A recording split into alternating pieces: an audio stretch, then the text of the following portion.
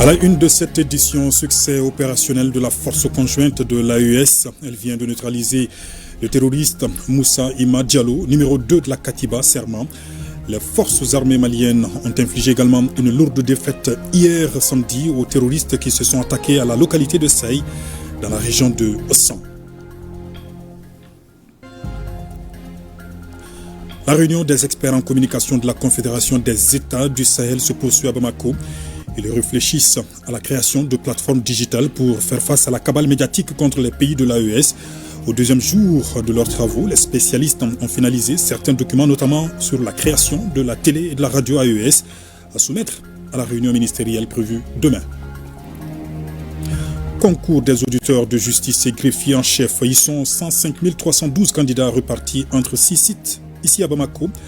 Les épreuves sont lancées ce matin par le ministre en charge de la justice. Dans ce journal, nous irons à Sikasso où le nouveau centre de formation professionnelle est désormais opérationnel. Il est ouvert aux jeunes et aux femmes. L'infrastructure inaugurée par la ministre en charge de la question, Oumou Salsek. C'était à l'occasion de la rentrée solennelle de la formation professionnelle. Voilà pour le titre. Mesdames, Messieurs, bonsoir. Le numéro 2 de la Katiba Serma, Moussa Ima Diallo, est neutralisé par la force conjointe de l'Alliance des États du Sahel. C'est l'état-major général des armées qui confirme l'information. C'est un grand soulagement pour les populations éprouvées par les exactions barbares des groupes terroristes. Retour sur le film de cette opération complexe avec Abdoulaye Sako. Dans la journée du 26 décembre 2024, les renseignements ont donné une description précise de la cible qui devrait rejoindre son épouse à côté d'un hameau à quelques kilomètres du village de Serma. Au regard de l'urgence, les vecteurs de la force de l'AIS opérant dans la zone ont immédiatement été engagés. À l'arrivée sur la zone, un pick-up est repéré. Suite à une surveillance minutieuse de la zone, l'homme tel que décrit a été repéré et neutralisé. Son véhicule a été détruit par une autre frappe et aucun dommage collatéral n'a été enregistré. La réussite de cette opération est le fruit de la collaboration très étroite entre les services de renseignement de l'AIS. Ce succès met aussi en exergue le professionnalisme et l'efficacité de la force conjointe de l'AIS. C'est également un grand soulagement pour les populations durement éprouvées par les exactions barbares des groupes terroristes obscurantistes.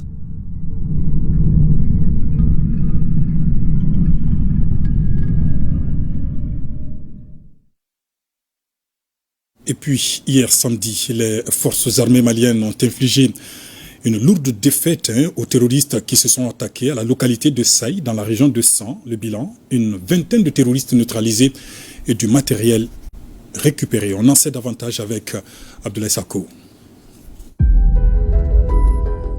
Les terroristes en grand nombre ont échoué dans leur action en force au cours de violents combats.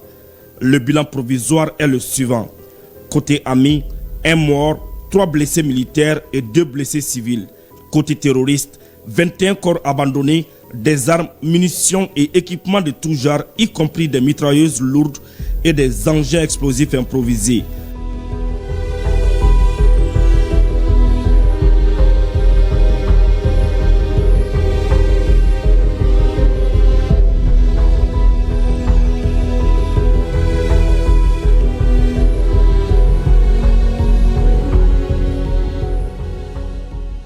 Le ratissage continue pour rechercher les rescapés et les complices. L'état-major général des armées s'incline devant la mémoire du vaillant Fama mort au combat et souhaite un prompt rétablissement aux blessés. Il salue le professionnalisme et l'esprit patriotique des unités engagées pour cette prouesse. L'état-major général des armées rassure que la lutte contre les terroristes continue. Au même moment, le chef d'état-major général adjoint des armées en visite dans la 4e région militaire du Mali, à Kaï et à Yélémané, le général de division Keba Sangaré a pu apprécier les conditions d'opération des femmes. Il s'est particulièrement réjoui de l'engagement et du bon moral des troupes sur le terrain. Kansoutou Kanouté. Ce déplacement du chef d'état-major général adjoint des armées vise à évaluer l'environnement sécuritaire et discuter autour des questions d'actualité avec les hommes sur le terrain. Après un échange fructueux avec le commandant de la zone de défense numéro 4, colonel Moussa Anguiba, le général de division Keba Sangaré s'est rendu chez le chef de l'exécutif régional avec lequel il échangea sur les questions sécuritaires dans la région. À l'issue de cet entretien, le chef d'état-major général adjoint des armées a félicité l'ensemble des forces présentes dans la localité pour leur engagement et leur détermination pour le travail abattu. Cette visite a été fortement appréciée par le chef de l'exécutif régional. En tant que gouverneur d'une région, quand vous recevez une telle délégation, cela montre à suffisance combien les autorités militaires tiennent à la sécurité de nos populations. Cette délégation vient s'imprégner des conditions de travail et de vie de non seulement des militaires, mais aussi s'imprégner de la situation sécuritaire sur l'ensemble de notre région.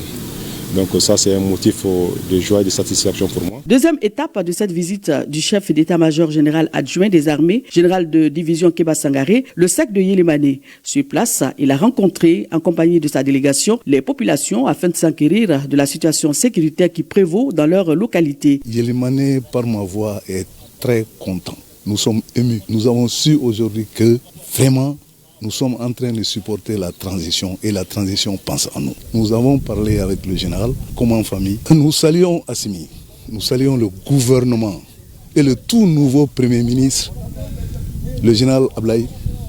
On fait des bénédictions pour eux. Sur les 12 communes que j'ai, nous avons les 9 communes qui font frontière avec d'autres pays. Nous avons souligné ces difficultés suivantes et aussi le renforcement des sujets. On a frôlé beaucoup de points. Et je pense qu'il a tout noté. À l'issue de ce périple, le général de division Keba Sangaré a rencontré les troupes avec lesquelles il a échangé, tout en insistant sur la vigilance, la prudence, l'engagement et surtout sur l'utilisation des réseaux sociaux de façon démesurée. Rappelons qu'auparavant, le chef d'état-major adjoint des armées avait rendu une visite de courtoisie aux notabilités, lesquelles notabilités très satisfaites ont en retour fait des bénédictions. Autre titre de l'actualité au Mali, concours des auditeurs de justice et greffiers en chef. Ils sont 105 312 candidats répartis entre 6 sites à Bamako. Effort personnel des candidats, vigilance des surveillances, entre autres conseils prodigués par le ministre en charge de la justice qui a lancé les épreuves ce matin. Fademba Keita. Après reprise de l'appel des candidats pour non-respect de certaines consignes d'accès à la salle, le ministre lance le concours des auditeurs de justice et greffiers en chef.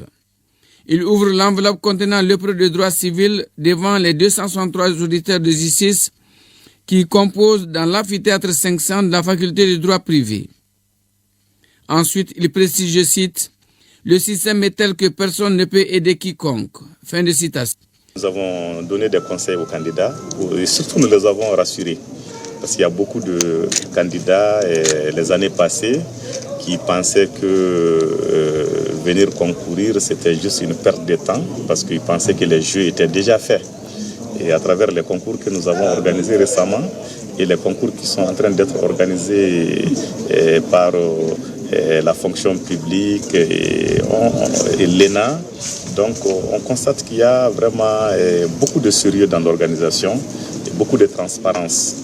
C'est pour pallier le déficit de magistrats, de greffiers en chef et de personnel administratif que ce concours est organisé. Nous avons 124 salles et nous avons 10 532 candidats retenus pour les deux concours. Du point de vue organisation, tout est fin prêt et tout se passe normalement, comme prévu. Les consignes qu'on a données aux surveillants, c'est d'empêcher l'intrusion des téléphones dans les salles. Nous avons également interdit tout effet personnel, notamment les supports électroniques. Et la justice a un rôle fondamental à jouer. Pour pouvoir jouer son rôle, la justice doit être dotée de ressources matérielles, financières et surtout humaines. La mobilisation de tous les membres du cabinet et d'autres personnes et ressources témoignent à suffisance de l'importance qu'accorde le ministre de tutelle à la réussite de ce concours de recrutement des auditeurs de justice, greffiers en chef et administrateurs de prison. En troisième région, le nouveau centre de formation professionnelle de Sikasso est désormais ouvert aux jeunes et aux femmes. La structure est inaugurée par Oumou Salsek, ministre de l'Entrepreneuriat, de l'Emploi et de la Formation professionnelle. C'est en marge de la rentrée solennelle de la formation professionnelle. Le point avec Moussokoro Sérémé, Taïrou Konaté. La formation professionnelle en mode décentralisé, facteur de développement local, de lutte contre le chômage, l'extrémisme violent et la migration irrégulière.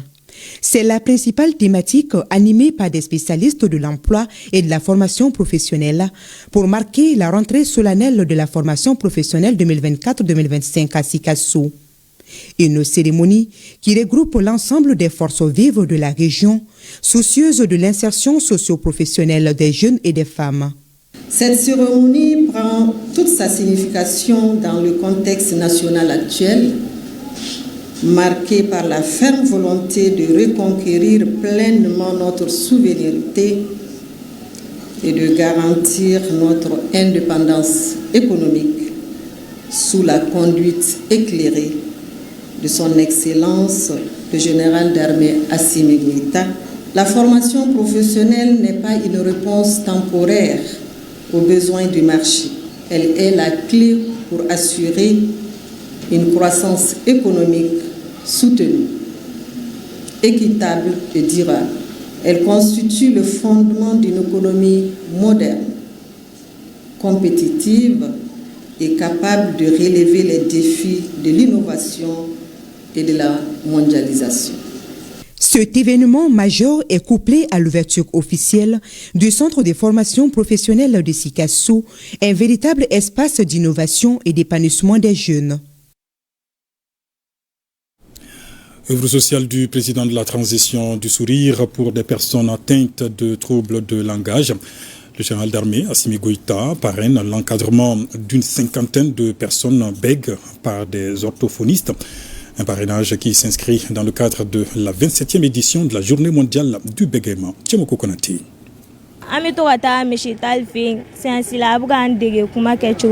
Elle, c'est Awa Sofuntera, élève en 11e année sciences au lycée Les Patriotes à Yirmadio en commune 6 du district de Bamako. Atteinte de troubles de langage depuis un bas âge, notre jeune scolaire s'y affranchit graduellement avec l'aide d'un orthophoniste. Le bégaiement est un problème complexe qui touche plus d'1% de la population mondiale, soit plus de 70 millions de personnes. Pourtant, ce trouble de la parole reste méconnu et souvent stigmatisé. Les personnes atteintes sont des fois sujets aux moqueries. Un état de fait déplorable qui inspire le président de la transition à étendre ses œuvres sociales aux personnes atteintes de bégaiement se présentant comme une forme de handicap. En effet, le général d'armée Assimi Goïta se propose de parrainer 50 personnes bègues. Un parrainage qui se situe dans le cadre de la 27e édition de la Journée mondiale du bégaiement, célébrée chaque année le 3 décembre. Parce que nous savons que le bégaiement est méconnu en général au Mali. La prise en charge de ces bègues-là peut leur permettre leur épanouissement. Nous avons des orthophonistes qui vont les former à prendre mieux en charge leur handicap pour qu'ils puissent bien s'épanouir. La prise en charge de ces 50 personnes va concerner leur apprentissage en orthophonie généralement. Le moins que l'on puisse dire, c'est que les actions menées à la faveur de cette 27e édition de la Journée mondiale du bégaiement ont comblé les attentes, même si beaucoup reste à faire. Ces œuvres sociales du président de la transition, poursuit le conseiller spécial, vont continuer à s'intensifier et à se diversifier au bénéfice d'autres couches qui en expriment le besoin.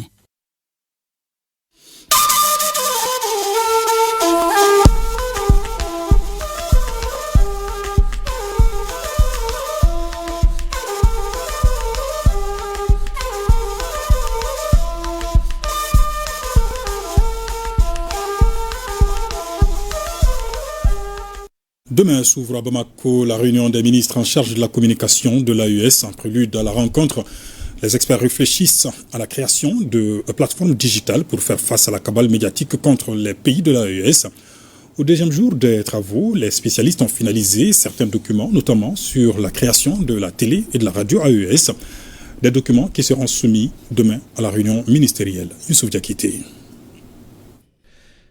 Les experts de la Confédération des États du Sahel sont à Bamako pour réfléchir sur la faisabilité de la mise en route des outils de communication de la zone. Il s'agit de la télévision, de la radio et les plateformes digitales de la Confédération. Cette initiative, c'est dans l'optique de la confirmation de la souveraineté des États de la Confédération. Les enjeux sont importants. Je pense que les choses avancent très vite, conformément aux orientations de notre hiérarchie, des ministres et des chefs d'État. À la clôture de notre session, il sera procédé au lancement officiel symbolique de la Web TV. Tous sont unanimes que la communication reste l'un des maillons essentiels pour l'atteinte des objectifs de la souveraineté d'un État. Nous pouvons déjà lancer les plateformes. Je pense que les ministres s'inscrivent dans cette dynamique d'ailleurs. Ils vont lancer ce qui pourrait faire l'objet d'animation de façon concertée entre les trois pays. Nous irons dans ce sens. Mais très rapidement, il va falloir développer d'autres plateformes web pour véritablement répondre aux attentes du public. Bamako est à l'honneur pour la tenue de cette réunion des experts qui se penchent sur les grandes articulations de la mise en route rapide de l'initiative. Aucun segment n'est négligé. Faire comprendre à nos populations les objectifs, les orientations que nos chefs d'État veulent, la direction que les chefs d'État veulent prendre aujourd'hui en actant justement cette confédération. Aujourd'hui, nous avons reçu des instructions pour lancer la Web TV. Pour lancer justement une plateforme du genre, il faut bien évidemment des ressources humaines, des ressources financières. Vous avez vu des propositions qui ont été faites, mais je pense qu'à la dimension de 3 États, c'est vraiment faisable. Les travaux sont présidés par le secrétaire général du ministère de la Communication, de l'économie numérique et de la modernisation de l'administration qui estime que la matérialisation de tous les travaux réalisés relève de la compétence des chefs d'État de la Confédération. Il s'agit notamment de faire en sorte aujourd'hui comment avoir une administration transitoire qui va gérer les questions d'urgence pour que la plateforme, une fois lancée, puisse continuer à être opérationnelle. Et la deuxième option, c'est de voir comment mettre en place une administration pérenne qui va gérer le processus de communication au niveau de la Confédération. Donc ce processus va intégrer non seulement la gestion intégrale de la plateforme, mais aussi tout ce qui concerne les aspects de la création de la télé et de la radio, sur lesquels nous allons travailler très bientôt. Ces travaux qui durent 3 jours doivent baliser le terrain, permettant aux autorités des États de la Confédération de prendre des décisions éclairées allant dans le sens de l'atteinte des objectifs recherchés par l'AES. Au Niger, entretien exclusif du chef de l'État accordé à la radio-télévision nigérienne. Le général Abdourahmane Chani est revenu sur les méthodes de déstabilisation du Niger par la France. Une stratégie qui, selon lui, date de plusieurs années et qui n'a jamais cessé. On en sait davantage avec Abdoulaye Coulibaly. Face au génocide programmé par la France et ses acolytes, que nous prenions toutes les dispositions. C'est une grande interview exclusivement consacrée aux questions sécuritaires que le chef de l'État, dans un langage de vérité, à travers un style clair et dépourvu de toute langue de bois, a livré à l'opinion, prenant ainsi celle-ci à témoin sur la tension sécuritaire sournoisement et flagramment entretenue par les ennemis du Niger, dont, malheureusement, des compatriotes renégats, heureusement déchus désormais de leur nationalité, tous sponsorisés, et c'est désormais un secret de polichinelle, par la France. À travers un calme olympien, fait d'audace et de sérénité forçant l'admiration, le général Abdourahmane Chani, données cartographiques et chiffres précis à l'appui, a asséné à la face du monde des révélations croustillantes qui ont dû laisser bouche bée tous ceux qui, au Niger ou à l'extérieur, ont très souvent péché par naïveté, surtout lorsqu'il s'agit de thèses françaises considérées toujours par ces derniers comme paroles d'évangile. Désormais, ceux-ci en sont pour leurs frais, frustrés dans leurs viles espérances. Désespérés sans doute également certains chefs d'État de la CEDEAO qui croyaient pouvoir mettre vite au pas le Niger et ses frères de l'AES.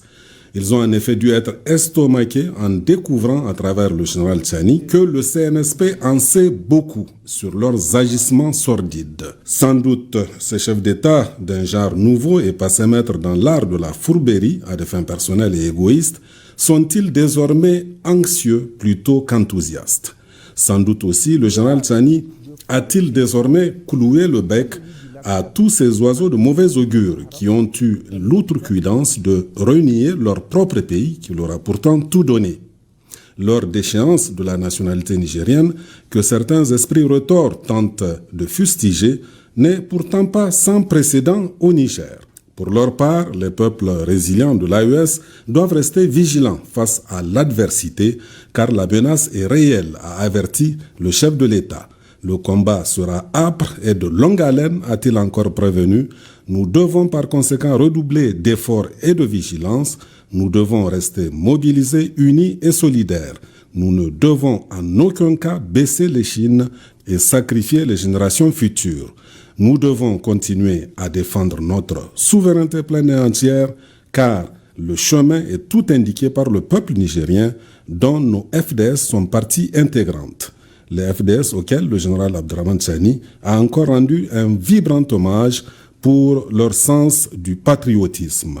Au nom de tout ceci, nous ne retournerons pas aux chaînes de l'esclavage, a tenu à rassurer le chef de l'État qui a appelé les Nigériens et leurs frères de l'AES à ne pas céder à cette campagne perfide d'intoxication et de désinformation de la France et de ses acolytes sur lesquels le monde entier, désormais témoin oculaire, a les yeux ouverts. Assurément, hier soir, le général Tchani a fait fort en procédant à ce grand déballage fort intéressant et qui ne devrait pas rester sans bonus communicationnel en termes d'équilibre de forces sur l'échiquier sous-régional, voire international.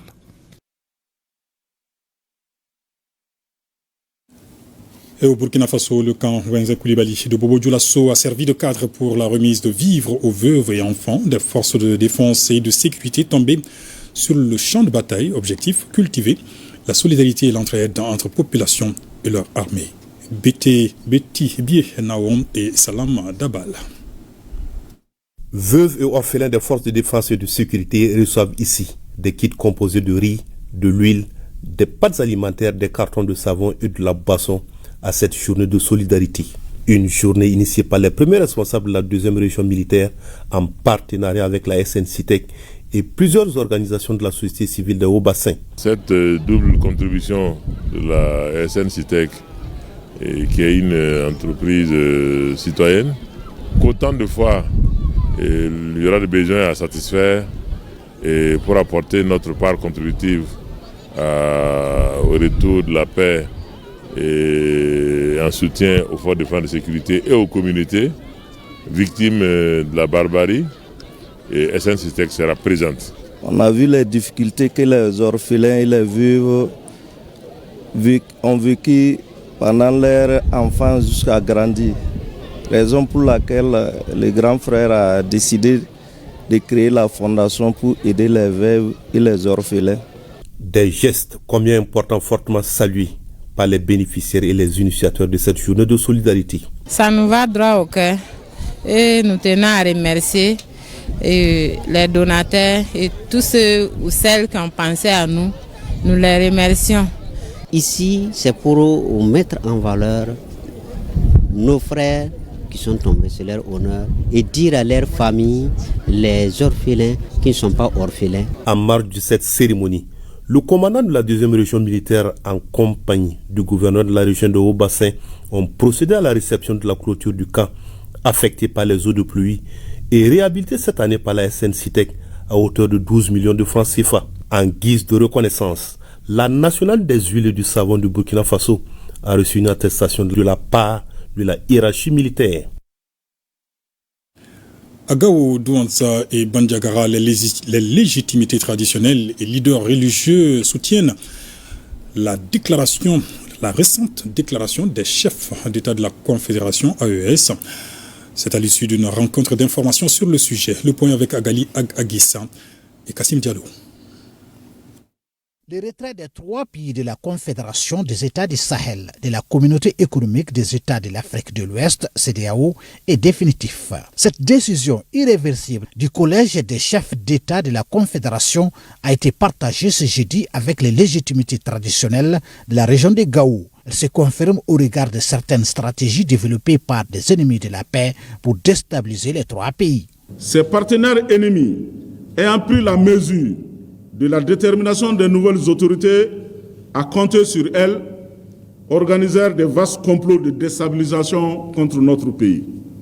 Le même type de complot fut organisé contre le Burkina Faso et le Niger. Pour la défense de l'espace AES et la protection des personnes et de leurs biens, les présidents du Mali, du Burkina Faso et du Niger ont pris certaines mesures. Mettre les forces de défense et de sécurité en état d'alerte maximale. De faire de l'espace confédéral un théâtre unique d'opérations militaires coexistant avec les théâtres militaires nationaux en cours. Appeler les populations de l'AES à redoubler de vigilance. Des efforts bien appréciés par les légitimités traditionnelles qui adhèrent à l'engagement du Collège des chefs d'État de la Confédération des États du Sahel. Cette rencontre est un acte pour les légitimités traditionnelles et les autorités religieuses pour marquer leur adhésion, leur soutien total et leur bénédiction à l'Alliance des États du Sahel pour la déclaration conjointe des chefs d'État signée par notre président, le général d'armée Assimi Goïta. Rappelons que c'est plus précisément le 28 janvier 2024 que les présidents des trois États de l'AES ont déclaré le retrait immédiat de leur pays de la Communauté économique des États de l'Afrique de l'Ouest, CEDEAO. Les forces vives de la région de Douanza se sont mobilisées pour témoigner leur soutien à la transition ce jeudi 26 décembre 2024. La rencontre a permis aux participants de s'exprimer sur la souveraineté du Mali et l'AES. L'air est grave et la situation est critique. Mais retenons une seule chose. Ensemble nous tenons, divisés nous tombons. Alors, tenons-nous bien car notre survie en dépend. La population de la région de Douanza soutient la transition. Restons mobilisés pour relever les défis de la sécurité dans l'espace AES. Cette journée de concertation a pour but de donner des orientations et la volonté de la population de Douanza de soutenir les autorités maliennes. Une occasion de faire des prières et des bénédictions pour la paix et la stabilité au Mali. La population de la région de Badiangara, par la voix de ses légitimités traditionnelles, rassure les autorités maliennes pour le soutien de la région. Cette rencontre d'échange et de partage était axée essentiellement sur le contenu du communiqué conjoint des chefs d'État de l'AES concernant les retraits de la CEDEAO. Il est important pour moi ici, une fois de plus, de rappeler à tout un chacun que nous devons servir de locomotive à travers nos autorités pour accomplir les objectifs assignés. Une démarche patriotique qui a été saluée par le gouverneur de la région de Badiangara. Nous leur avons expliqué les complots multiples qui tournent autour de l'AES pour partager avec eux la teneur, l'esprit et la lettre de la déclaration des trois chefs d'État de l'AES du 22 décembre 2024. Et c'est agi pour nous, paragraphe par paragraphe, de leur expliquer les enjeux du moment. Et nous avons vu que les légitimités traditionnelles et religieuses ont parfaitement adhéré à cette déclaration. Elles ont formulé des recommandations que nous transmettrons à nos chefs.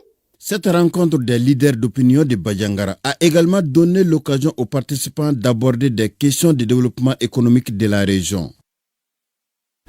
Forte mobilisation également des leaders traditionnels et religieux à Koulikoro, Taoudeni et Koutiala. Là aussi, le contenu de la déclaration des chefs d'État de l'AES est expliqué. Les précisions avec Djamba Moussa Konate à Koulikoro, Chirfi Moulaya Taoudeni et Brima Kone à Koutiala. Suite à la projection de ce communiqué conjoint des États de la Confédération de l'AES, les participants à cette réunion entendent soutenir les chefs d'État de l'AES dans toutes les démarches qui participent à ramener la stabilité et la paix dans les trois pays de l'AES, le Burkina Faso, le Niger et le Mali. Pour ce qui nous concerne, nous allons prier. Le religieux ne compte que sur Dieu. Un peuple est mieux informé, il est mieux garanti pour prévenir certaines choses qui nuisent à son développement. Nous allons donner de la bonne information à l'Église. À l'issue de la rencontre, le directeur de cabinet du gouverneur de Koulikoro a invité la population à se joindre aux légitimités traditionnelles pour donner des informations aux autorités compétentes sur tout mouvement, comportement ou regroupement suspect dans leur localité. La réunion d'aujourd'hui, on l'a organisée pour expliquer le contenu de la déclaration du collège des chefs d'État de l'AES sur les menaces et les complots qui sont tramés contre les pays de l'AES. Le deuxième volet de la rencontre a porté sur les préparatifs de l'arrivée du président de la transition à Koulikoro en janvier 2025 pour poser les premières pierres de certaines infrastructures de développement dans la ville de Koulikoro. Cette cadre de concertation autour de la déclaration du collège des chefs des États du Sahel a regroupé les autorités, les légitimités traditionnelles et religieuses de la région de Todeni autour du gouverneur Abdrahman Ould Meidou. Le contenu de l'édite déclaration a été rendu par le directeur de cabinet du gouverneur afin que chacun se l'approprie et mesurer la gravité des agissements de la CEDEAO et ses supplétifs envers les États de l'AES. Le collège des chefs d'État de la Confédération AES constate que depuis l'adoption de cette nouvelle posture stratégique portée par des aspirations légitimes à la liberté et la paix, la junte française impérialiste, sentant ses intérêts menacés, appuyée par certains chefs d'État de la sous-région, tente désespérément de porter un coup d'arrêt à la dynamique émancipatrice. À tour de rôle, les participants ont exprimé leur indignation face à ce manœuvre de déstabilisation. J'encourage l'initiative de l'AES et que les autres pays vont rejoindre bientôt cette AES-là. Parce que l'AES, c'est par la volonté de Dieu. Et je remercie aujourd'hui le courage de notre gouverneur, le général Ould Meidou. Ça c'est très bien, notre famille est grandie, on va très bien cultiver et travailler et développer l'ancien système colonial. Si les trois pays réellement ils sont ensemble, ça veut dire que le Sahel est là sous contrôle de le pays. Il y a un danger qui m'annonce politique, économique, tout le monde est au courant de ça. On ne peut pas traverser cette crise-là tant qu'on n'a pas ensemble. Nous, on sommes otages économiquement, otages culturellement, otages dans tous les sens, otages sécuritairement, même pour nos propres sécurités. Il faut quelqu'un d'autre qui nous donne les ordres. Non, au fait, ça tu n'as pas le droit pour le faire. Le Burkina n'a pas le droit pour faire ça. Le Mali n'a pas le droit pour faire ça. Moi, mes problèmes, je les règle. Ça n'a pas quelqu'un d'autre, ça n'a pas un Français ou un Américain, excusez-moi les termes, ou bien quelqu'un d'autre qui doit nous dire non, tu dois faire ça pour que tu dois exister. Non. Moi, je pense que vraiment, je remercie les trois chefs d'État qui ont cette vision, d'ailleurs capitale pour nous, lesquels, pour qu'on puisse diriger nos problèmes. C'est sur des acclamations que se termine cette concertation qui a réussi. Les félicitations des différentes couches de la population de Todeni. Suite à la décision des chefs d'État de la Confédération des États du Sahel de se retirer immédiatement de la CEDEAO, les autorités administratives de Koutiala s'emploient pour une vague de sensibilisation des légitimités traditionnelles. Ainsi, le gouverneur a insisté sur la valorisation de la puissance publique face au complot de la CEDEAO dénoncé par les pouvoirs publics de l'AES. Les idées reçues et les paradigmes d'hier constituent des apories. Afin de réenchanter notre quotidien, valoriser la puissance publique pour une meilleure prise en charge de l'intérêt général, il faudra bousculer ces idées reçues. Aux populations des pays de l'Alliance des États du Sahel, à tous ceux et à toutes celles qui ont à cœur d'infléchir le cours de l'histoire dans le sens du souhaitable, il y a une autre exigence qui s'impose, l'exigence de l'action. Aussitôt informés et sensibilisés, les légitimités traditionnelles accompagnées du recotrade se disent acquises pour la cause des autorités de la transition. Nous demandons à toutes les légitimités traditionnelles d'être derrière nos autorités à toutes les prises de décision. C'est vraiment des décisions salutaires, c'est des décisions qui peuvent nous amener ce qu'on appelle la souveraineté. Et cette souveraineté-là, nous devrons la chercher très cher. Nous avons vu ces derniers temps qu'il y a eu tellement de tripatouillage autour de cette affaire de CEDEAO, à tel point que les intérêts du Mali sont menacés dans son ensemble. Donc quand tu vois que tu es dans une organisation qui ne porte pas bonheur à votre peuple, c'est bien raisonnable de se retirer de cette association et voir d'autres horizons.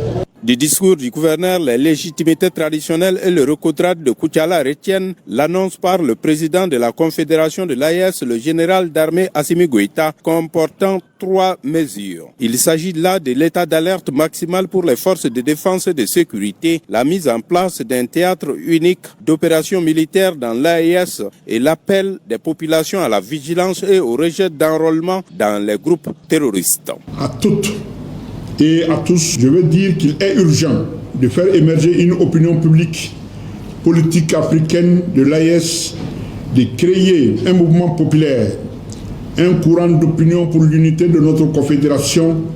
Je veux dire que le temps est venu d'accepter d'être ensemble.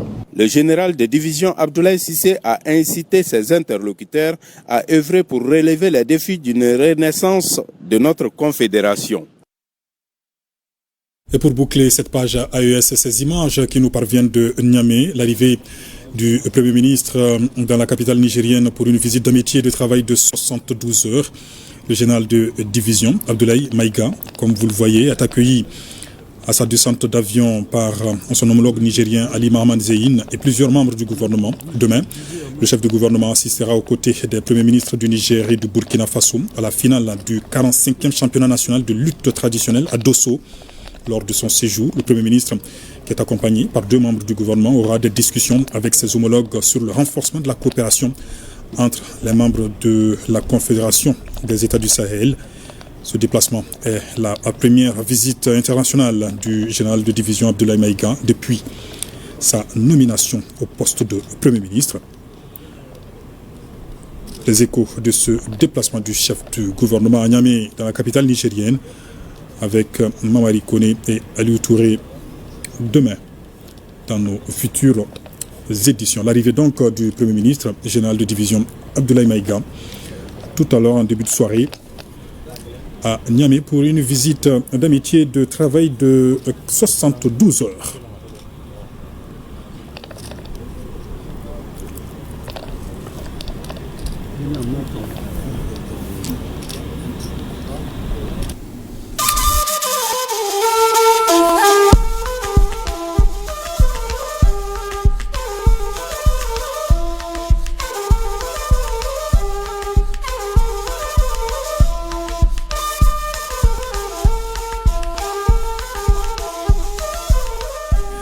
Également dans l'actualité, sous la conduite de l'Office central de lutte contre l'enrichissement illicite, les 3 organes impliqués dans la gestion des déclarations de biens des agents des services publics vulgarisent le manuel de procédure, une opération financée par le projet d'appui à la lutte contre la corruption par et pour l'égalité des genres. Les détails avec Famoussa Sidibé. Si vous n'avez pas encore déclaré vos biens en tant qu'agent des services publics répondant aux critères, voici 2 choses à savoir. Dans un premier temps, vos données sont recueillies par l'Office central de lutte contre l'enrichissement illicite en collaboration avec les services de la Cour suprême.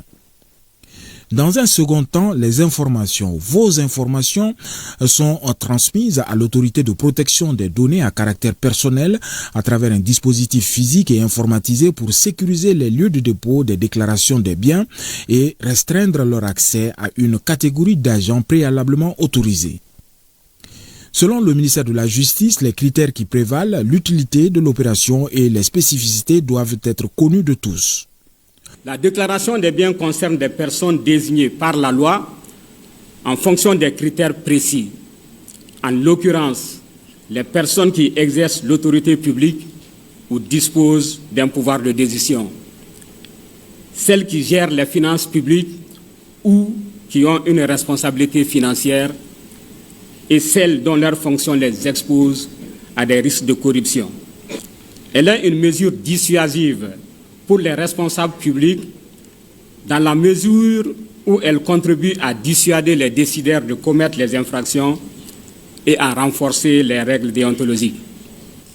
À la date d'aujourd'hui, le CLEI a traité environ 96% des déclarations de biens déposées à la Cour suprême, soit 1796 déclarations traitées sur un total de 1873.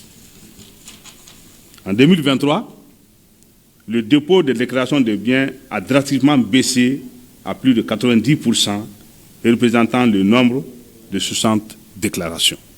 Sur les 150 services centraux dont les cadres sont assujettis à la déclaration des biens, seuls 7 services se sont pliés à la loi. Pour la représentante du projet d'appui à la lutte contre la corruption et par pour l'égalité des genres, l'USEG, qui soutient financièrement la rencontre, cette opération de l'Office central de lutte contre l'enrichissement illicite répond à un idéal. Pour le projet LUSEG, la construction d'une nation transparente et juste passe nécessairement par la participation, l'implication et l'engagement de tout un chacun dans la lutte contre le phénomène de la corruption. L'information et la sensibilisation permettent de prendre conscience des formes, manifestations et conséquences des pratiques corruptrices et poussent à participer à la construction d'un État fondé sur l'éthique et l'intégrité pour le bonheur de tous. Pour rappel, la déclaration de biens est obligatoire pour tout agent répondant aux critères édictés par le ministère de la Justice et est disponible auprès de tous ses services spécialisés. Cérémonie de remise des attributs aux élèves de la 7e année de l'école du Prytanée militaire de Kati. Ils sont 169 jeunes filles et garçons venant de 12 pays d'Afrique à recevoir leurs attributs. Adam Maïga pour le commentaire. S'instruire pour servir. Pour mieux servir la nation, les élèves de la 7e année de l'école du Prytanée militaire de Kati ont bouclé leur première formation de base militaire au bout de 3 mois. Après cette période, voilà les 113 jeunes garçons et 56 jeunes filles qui reçoivent leurs attributions comme les bérets, les épaulettes et les blasons. C'était lors de la cérémonie de sortie de la 44e promotion de l'école du Prytanée militaire de Kati. En recevant vos attributs aujourd'hui, vous ne portez pas seulement un uniforme, vous embrassez une identité forgée par des valeurs intemporelles, la discipline, l'excellence et le service à la nation qui se celle du Prytanée militaire de Kati. Ces attributs représentent bien plus que de simples insignes. Ils symbolisent votre potentiel, vos ambitions et la confiance que nous plaçons en vous. En tout, la 44e promotion de l'école Prytanée militaire de Kati est composée de 169 jeunes venant de 12 pays d'Afrique, dont le Bénin et le Cameroun. Cette diversité est une force, une richesse qui reflète notre vision, celle d'une éducation qui transcende les frontières et construit des ponts entre les nations. Cette 44e promotion de l'école Prytanée militaire de Kati est parrainée par les élèves de la 4e promotion de la dite école. Deuxième session ordinaire du comité de coordination statistique du secteur de la justice. Ses membres examinent les recommandations de la première session, le rapport d'activité statistique de 2024 ainsi que le programme d'activité 2025. Seydou Traoré. Mesurer pour améliorer la justice et la rendre plus performante au profit des justiciables. C'est le leitmotiv de cette deuxième session ordinaire du comité de coordination statistique du secteur de la justice. Pour ce faire, les administrateurs ont examiné les 9 recommandations, parmi lesquelles 4 ont été réalisées, des actions partiellement réalisées en cours et d'autres non réalisées. Nous éprouvons une grande fierté pour la tenue de cette deuxième rencontre, qui permet, comme le rappellent les spécialistes de la matière, de mesurer pour améliorer. Parce que ne dit-on pas que ce qui est mesurable est améliorable. Oui, améliorer les efforts, les progrès réalisés constituent une aide à la décision et une boussole pour l'essor du secteur de la justice. Notre confiance en l'avenir pour une justice de plus en plus performante, crédible, responsable et respecté est tangible et inébranlable. De 2023 à 2024, le taux de confiance des citoyens en leur justice est encourageant, note le président du comité, qui a aussi encouragé les administrateurs à prendre en compte les enquêtes d'opinion qui justifient la marque de confiance des citoyens. Le comité a aussi loué l'accompagnement du programme des Nations Unies pour le développement PNUD. C'est la deuxième rencontre au cours de cette année et je pense que nous félicitons quand même le ministère de la Justice et des Droits de l'Homme à travers la cellule de planification qui s'est quand même engagée depuis un moment dans le cadre de la production de l'information statistique. À l'ouverture de la session, le président du comité a exprimé la nécessité de rendre disponibles pour tous les données de statistiques judiciaires et les indicateurs de performance du secteur de la justice. Et le comité de gestion des activités aéronautiques nationales de la délégation de la SECNA au Mali examine également le bilan des activités de l'exercice qui s'achève et fixe les perspectives pour l'année 2025. Nouhoum Sissoko. Cette session du comité de gestion des activités aéronautiques nationales de la délégation de l'ASECNA au Mali, agence pour la sécurité de la navigation aérienne en Afrique et à Madagascar, passe en revue les activités réalisées en 2024. Il s'agit d'actions visant à équiper les aéroports et moderniser les infrastructures pour améliorer la navigation aérienne. Les différents indicateurs de performance concernant la gestion du trafic, l'information aéronautique et le niveau de protection contre l'incendie ont tous atteint des taux requis sur tous les aérodromes gérés par la délégation de l'ASECNA. La collecte, le traitement et la diffusion des données météorologiques opérationnelles ont atteint un taux d'exécution de 99,89% sur un objectif fixé de 97%. Du point de vue des infrastructures radioélectriques, il a été enregistré un taux de disponibilité correct des équipements, en particulier ceux destinés au système de communication et de navigation aérienne. Avec un taux moyen de mise en œuvre d'environ 77%, la délégation de l'ASECNA est restée dans la dynamique de l'amélioration continue dans la prise en compte des actions de correction des écarts relevés lors des inspections réalisées par l'Agence nationale de l'aviation civile pour l'assurance de la sécurité sur nos aérodromes. La délégation aux activités aéronautiques nationales du Mali entend maintenir le cap en 2025 pour une meilleure sécurisation des aérodromes. Il s'agit maintenant de réaliser la réhabilitation de l'aéroport de Caille, qui sera certainement le deuxième aéroport qui va être certifié après l'aéroport de Bamako-Sénou. Donc les mesures, vous allez voir dans le budget, sont prises au cours de l'année 2025 pour que l'aéroport de Caille soit prêt conformément aux normes de l'OACI. La 41e session du comité de gestion des activités aéronautiques nationales de la délégation de l'ASECNA au Mali a enregistré la participation de responsables de la direction de l'agence venus de Dakar. Et la 28e session du conseil d'administration du Centre national des œuvres universitaires, CENU. Sur la table des administrateurs, 4 documents soumis à leur appréciation. Fadema Keita pour les précisions. C'est en vue d'œuvrer à l'amélioration des conditions de vie des étudiants et au développement de l'enseignement supérieur que se tient cette 28e session du conseil d'administration du Centre national des œuvres universitaires, CENU. La présente session est essentiellement consacrée à l'examen et à l'adoption de l'état d'exécution des recommandations, l'examen et l'adoption du rapport d'activité et du rapport financier 2024 et l'examen et l'adoption de 2 projets de délibération relatifs aux indemnités accordées aux membres de l'atelier d'immatriculation et aux membres de la commission de traitement des demandes de bourse en ligne des néo-bacheliers. Malgré les nombreux défis à relever, notamment les difficultés internes liées à l'insuffisance des ressources financières disponibles pour répondre efficacement aux multiples sollicitations, l'administration se bat tant bien que mal, affirme son premier responsable. Nous avons pu payer régulièrement les allocations financières. On a pu aussi prendre en charge plus de 8000 cas d'étudiants par rapport aux cas sociaux en termes de prise en charge sanitaire, parce que pour que les étudiants puissent être logés, ils passent des visites médicales. Et on a pu installer des panneaux solaires et des pompes solaires dans les résidences de Kabbalah et de Ségou. Et à côté de ça aussi, il faut reconnaître qu'on a pu aujourd'hui opérationnaliser notre club sportif universitaire qui participe déjà aux compétitions nationales. et au niveau de l'athlétisme et au niveau du football. Le projet de budget est arrêté environ à plus de 22 milliards 600 millions.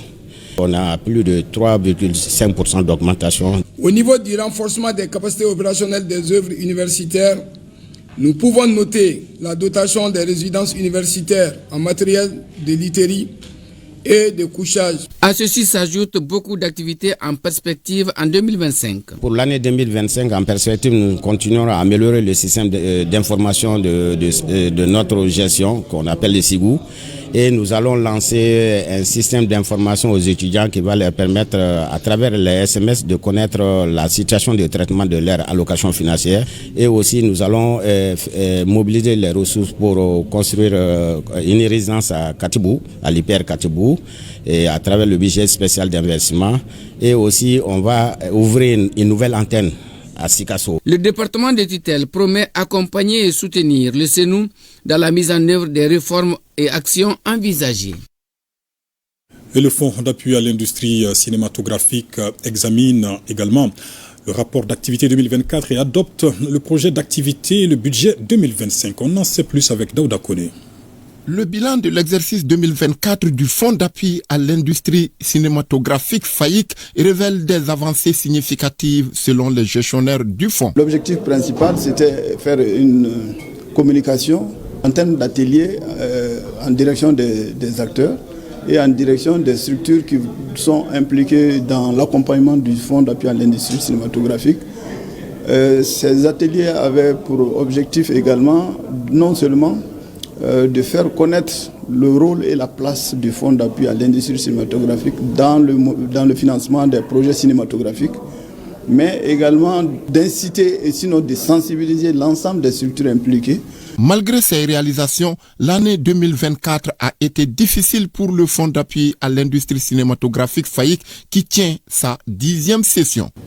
Cette période intervient à un moment où notre pays et ses autorités sont résolument engagés dans une démarche de refondation où la culture et les arts, dont le cinéma, occupent une place centrale.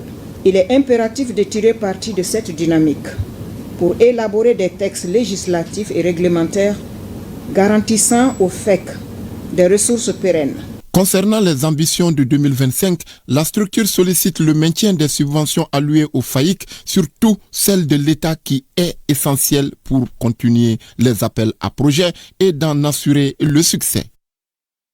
Voyons à présent la 6e Assemblée générale ordinaire du Conseil national des ordres professionnels du Mali. À l'ordre du jour, le bilan du mandat écoulé et le renouvellement du bureau. Tiamoko Konaté. 15 ordres, dont un observateur représentant les secteurs de la santé, des bâtiments et des travaux publics, de la justice et des finances. Ainsi se résume la nomenclature du Conseil national des ordres professionnels du Mali à la faveur de cette Assemblée générale ordinaire qui marque l'épilogue d'un mandat de 3 ans non renouvelable. Les participants procèdent à une rétrospective de l'exercice écoulé. Nous avons eu à nous battre pour que le Conseil national soit surtout présent au niveau de la vie publique. Chaque ordre déjà est un établissement public à caractère professionnel et à un ministère de rattachement. Donc, à ce titre-là, les ordres participent au niveau de leur département de tutelle pratiquement à tout ce qui est avant-projet de loi et à tout ce qui est en tout cas attribution de fonctionnement. Outre le bilan des activités, 2 thèmes d'actualité ont été développés par des spécialistes au cours des travaux. Ils portent respectivement sur les effets collatéraux des inondations et de la toxicomanie. Vous avez vu tous les dégâts que les inondations ont pu causer aux populations riveraines de façon générale dans notre pays. Bon, et puis il y a le phénomène de la toxicomanie qui est devenu vraiment un véritable danger pour notre jeunesse et même une menace pour l'avenir de notre pays. Cette Assemblée générale ordinaire se tient conformément aux principes démocratiques, souligne le président du Conseil économique, social, environnemental et culturel qui exhorte cette organisation fêtière à continuer sur cette lancée. La tenue régulière des instances. Après 3 ans, on doit passer les flambeaux. Et cela passe d'abord par ce qu'on appelle un devoir de redevabilité, rendre compte de ce qui a été fait, de ce qui a reçu, de ce qui n'a pas reçu. Et ce qui n'a pas reçu, pour quelles raisons. Et demander en tout cas pour les bureaux futurs de prendre les relais et continuer afin de mettre en œuvre ce qui a été déjà décidé. À l'issue des travaux, il sera procédé à l'élection d'un nouveau président. Ce dernier dirigera un bureau renouvelé pour les 3 prochaines années. Cela s'appelle la continuité dans la gestion des affaires au sein de l'organisation. Instant remise d'équipements agroalimentaires d'embauche et de restauration à une centaine de porteurs d'initiatives individuelles, œuvre d'un consortium de 4 ONG, le coût plus de 30 millions de francs CFA. Drissa Kone. C'est après une formation de 5 jours que 102 porteuses d'initiatives individuelles hors exploitation agricole de 100 sont dotées d'équipements de transformation agroalimentaire, d'embauche et de restauration. Cela pour le développement de leur activité génératrice de revenus dans une perspective de création d'entreprises. D'autres porteurs d'initiatives bénéficient également de la même largesse du consortium d'ONG que sont la SNV, CARE International, l'Université de recherche de Wengengen et l'Institut Royal des Tropiques et leurs partenaires locaux dont l'ONG Amapros. Le nombre total des porteurs d'initiatives, ça fait 158, dont 102 au niveau de 100, 27 au niveau de Koro Pankas et 29 au niveau de Tomian. L'objectif visé dans cet appui, c'est de faire en sorte qu'ils puissent vraiment avoir des compétences améliorées dans leur domaine d'intervention afin qu'elles puissent avoir plus de revenus, plus d'accès sur le marché et être plus autonomes dans le cadre de leur domaine d'intervention. Je suis très heureuse aujourd'hui. Nous avons été formés chacune dans son domaine et nous voilà dotés d'équipements nécessaires qui nous permettront de bien travailler et de proposer des produits de qualité à nos clients. Coût global des équipements, 30 900 000 francs CFA. L'activité entre dans le cadre du programme agroalimentaire pour la résilience intégrée et le développement économique du Sahel, Pro-ARIDS. Le conseil que je peux leur donner, n'est-ce pas, c'est l'utilisation à bon escient. Il faut que ces initiateurs de projets qui ont eu cette formation, n'est-ce pas, ces équipements, l'utiliser comme ça a été, n'est-ce pas, donné, et en faire bénéficier d'autres populations. À noter que le programme Pro-ARIDS est financé par le Royaume des Pays-Bas et le ministère des Affaires étrangères du Danemark. Plus de 246 millions de francs CFA coût de réalisation des travaux d'aménagement des plaines agricoles de Negela et Banankoro. C'est dans le cercle de Kolondieba. Cette initiative du programme Jeunesse, c'est une initiative du programme Jeunesse et Stabilisation. Abdul Karim Konaté et Djibril Bagayoko. Negela et Banankoro, deux villages situés dans le cercle de Kolondieba, région de Bougouni. L'activité principale de ces deux villages est l'agriculture. Pour donner un coup d'accélérateur à ce secteur, le programme Jeunesse et Stabilisation Projets entend aménager des plaines agricoles. L'initiative vise à améliorer les revenus agricoles et s'inscrit dans la phase 2 du dit programme. Le projet d'aménagement des plaines de Banankoro et Negela qui nous réunit ce matin en ce beau lieu est une réponse aux dividendes de paix de l'accord entre les villages de Negela, Banankoro et Nyakurazana. Les travaux se feront en collaboration avec la SAED, qui est une société de la place. Au total, 250 hectares de plaines agricoles seront aménagés par le projet et mis à la disposition de la population des deux villages pour un coût total de 246 millions de francs CFA. À Negela, on doit aménager 200 hectares. La superficie agricole, c'est 200 hectares. Donc on a un barrage en béton cyclopéen de 110,34 mètres. Avec 2 murs de raccornement, un mur de raccornement de la rive gauche et un mur de raccornement de la rive droite.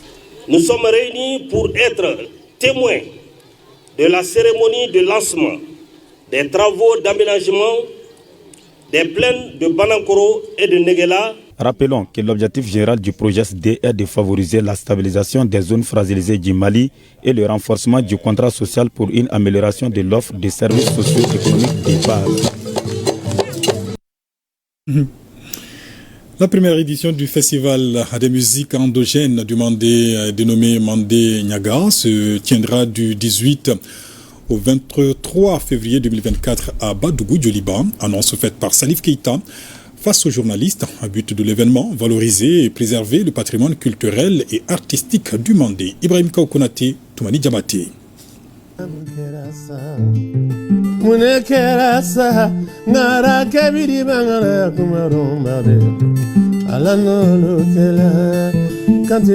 Ce festival dénommé Mandé Niaga est une initiative de l'artiste musicien Salif Keita. Il se veut un cadre de rencontres et d'échanges autour de la musique traditionnelle, les jeux et les instruments traditionnels du Mandé. Un festival de musique traditionnelle, rien que de musique traditionnelle avec les instruments traditionnels. Parce que nous pensons que notre pays est de plus en plus en train de perdre son âme. C'est sa culture. Donc il faudrait que nous évitions à notre jeunesse de connaître ce chaos derrière. Salif, il est déjà pas très loin de la retraite, même si en musique il n'y a pas de retraite. Il est déjà pas très loin de déposer la guitare. Mais il faut qu'il apprenne aux jeunes à se connaître et à connaître leurs instruments, à connaître leur musique, pour que demain il y ait d'autres Salif dans ce pays-là. Ce n'est pas un abandon du festival de Koulibaly. Salif ne veut pas abandonner ce festival. Donc c'est juste un avant-goût. Il y aura beaucoup de troupes folkloriques, beaucoup de danses de chez nous. À travers ce festival, l'artiste interplanétaire Salif Keita entend créer un cadre de partage d'expériences et d'initiation des jeunes aux valeurs artistiques et culturelles du Mandé. Laisser la place aux jeunes, vraiment. Mais c'est pour ça même qu'on fait ce festival, pour les rappeler de ce qu'ils sont. Parce qu'ils sont africains, ils sont maliens ou bien ils sont raïs ou bien ils sont bambara. Il ne faut pas qu'ils oublient ça. Il ne faut pas qu'ils oublient, il faut qu'ils puissent tout le temps dans notre musique. Et mieux que ça, la valeur du Mali, c'est l'éducation. Nous sommes ce que nous sommes. Nous sommes un peuple très respectueux, qui respecte tout le monde, sa culture aussi, et surtout social. C'est pourquoi on est obligé de faire ce festival-là, car il y a des Mserouna que nous avions avant. Il y a des millénaires, nous avons des façons de nous conduire. Il ne faut pas les abandonner. Pendant 3 jours, à Badougou Djoliba, à 25 km de Bamako, les festivaliers vont savourer les rythmes et traditions des 7 pays du Mandé. Cette rencontre culturelle sera animée par une exposition des instruments en voie de disparition, des ateliers de formation et des concerts.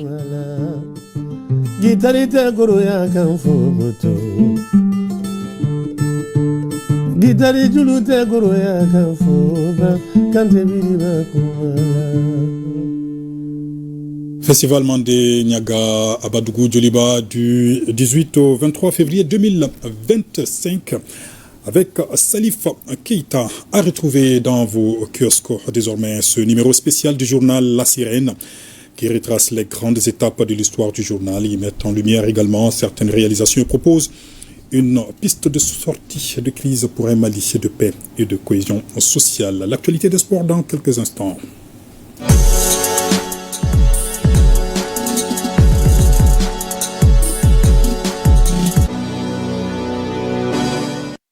Sport Week-end, c'est avec Kodi Sibi en plateau avec moi. Bonsoir Kodi. Bonsoir Ibrahim, bonsoir à tous. Un week-end marqué par des rencontres retour du dernier tour des éliminatoires du Chan. Les aigles locaux reçoivent demain les Mourabitoun de la Mauritanie. Oui, la rencontre est prévue au stade du 26 mars, coup d'envoi 16h. À l'aller, rappelons-le, les Mauritaniens l'avaient emporté par 1-0. Alors, puisque c'est 1-0, il n'y a pas d'autre solution pour les aigles à prime. Il faut s'imposer par 2 buts d'écart pour décrocher la qualification. La tâche s'annonce pas aisée, mais les protégés des Baïba entendent réussir la mission. Notre équipe de reportage conduite par Arjumatina a fait un tour au niveau de leur QG. À Kabbalah, au centre d'élite pour sportifs Ousmane Traoré Ousmane Bleni, l'équipe nationale locale intensifie la préparation depuis son retour de Nouakchott. Le sélectionneur Baïba et ses garçons veulent mettre tous les atouts de leur côté en vue de la réception de la Mauritanie ce dimanche. Le match aller, ça a été un peu difficile pour nous parce que voilà, on a perdu à 1-0, mais actuellement là, on a un peu renforcé l'équipe avec 2-3 joueurs. Je sais que tout le monde est conscient de ce qui nous attend le dimanche. Nous sommes à pied d'œuvre et encore revoir, réaméliorer ce qu'on avait comme positif. Battu à l'aller 1-0 en Mauritanie, l'équipe nationale locale nourrit certes des regrets au terme de ce premier acte, mais reste confiant et ne ménagera aucun effort ce dimanche pour s'offrir la qualification. On a perdu en Mauritanie 1-0. Donc les erreurs qu'on a fait, donc on est venu, on a causé ces erreurs-là. Donc le moral maintenant ça va. On a perdu là-bas 1-0. Pourquoi pas ici on va pas les battre 2 buts ou 3-0. Donc je suis sûr que le dimanche, on va qualifier, Inch'Allah. C'est donc une rencontre capitale, voire décisive, qui attend la sélection locale QV 2024, qui est désormais face à son destin. Voilà Ibrahim, en tout cas pour pousser les aigles à prime à la qualification à la victoire, eh bien, la Fédération malienne de football a décidé que l'entrée soit gratuite. Donc il est demandé au public une forte mobilisation, bien évidemment, un déplacement massif au stade du 26 mars demain. Et le Niger a déjà assuré sa qualification devant le Togo. C'était hier au cours d'un match qui s'est déroulé ici à Bamako, au stade du 26 mars. Oui, effectivement, le Niger était donc face au Togo. Vous allez voir les images. Voilà, donc la rencontre s'est soldée par le nul 0 but partout. Les Nigériens qui se qualifient donc grâce au nul 1 but partout de l'aller, notamment le but marqué à l'extérieur.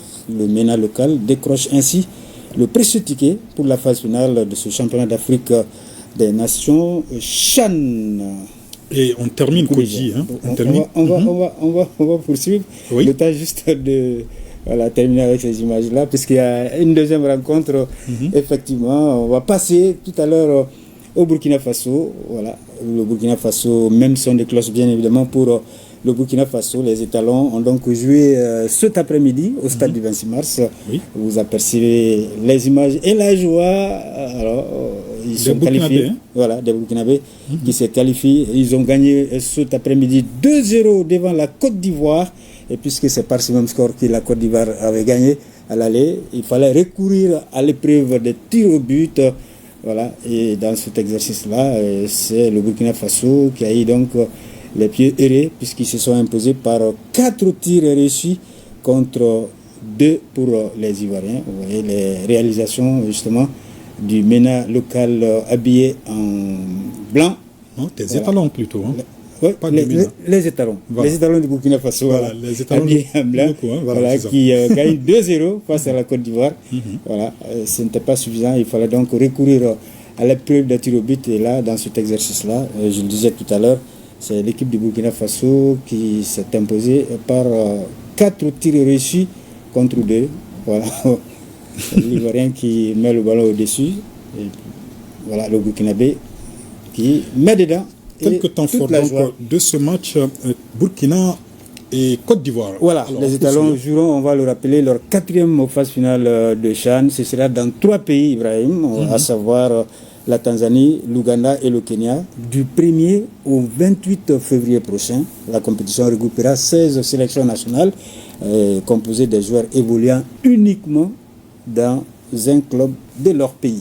Très bien. Et terminons avec des nouvelles de handball et de natation. Oui, on va commencer par le handball. Les dames du Sigui Dekai et les hommes de l'USFAS ont remporté cet après-midi le trophée de la Supercoupe. En dames, le Sigui a battu l'AS Police 26-24 chez les hommes. Victoire de l'USFAS 27-26 devant le Mamaïra de Kati. Et puis en natation, 120 nageurs ont pris part au championnat national. La Ligue de Bamako a remporté le trophée avec 18 médailles, 11 or, 2 argent et 5 bronzes. 2e caille, 3e Clicro. On reviendra en image sur ces différentes compétitions de handball et de natation demain dans Sport Weekend. Inch'Allah. Merci Koji. Merci Ibrahim. Bon week-end. Bon week-end à vous. Fin de ce journal, je vous donne rendez-vous demain. Déjà dès 13h sur la radio nationale du Mali pour 13h dimanche. Et l'on se retrouve ici à 20h pour la grande édition du soir. D'ici là, portez-vous bien Excellent week-end à toutes et à tous en compagnie de nos programmes. Bonsoir.